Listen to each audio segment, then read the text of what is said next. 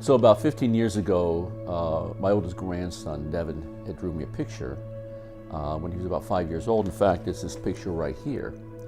And he drew it to me, and I really enjoyed it because it was the first thing he's ever made for me, and it was especially for me. And he had brought it home from school, and he said, "Grandpa, here, I made this picture for you." And so I was looking at it, and I had to ask him, I said, "Well, won't you tell me about the picture?" Because I wasn't sure what it was. And he told me it was a picture of a bat. And it meant something to me because it was the very first thing he'd done for me. And because of that, I have kept that picture for 15 years. And because he had done it with his own hands, it was precious to me. And it was something I wanted to hang on to. But about a week later, the Lord told me something. He showed me something with this picture.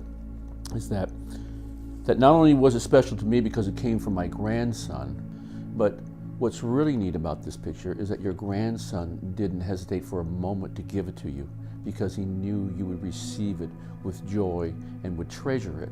And I thought that's many times of how we relate to God, is that we're reluctant sometimes because our badly drawn lives, we know what a good life looks like. But our badly drawn lives we're afraid to give to God because we know it doesn't look perfectly like what we think it should look like. Now my grandson, as you see from this picture, he knows what a bat looks like because he's seen a bat and he's seen pictures of bats. And I know what a bat looks like.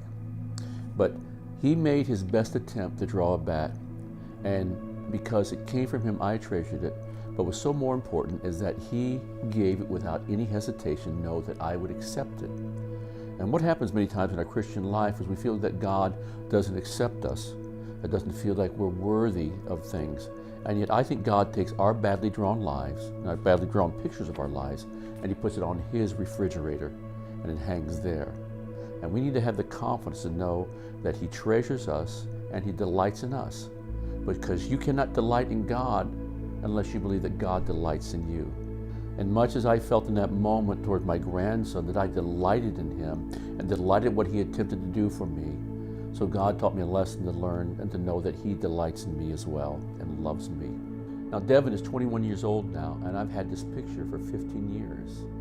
And it's reminded me, as I look at it on my bulletin board, that God still has my picture and your picture up on his refrigerator or on his bulletin board because he delights in us.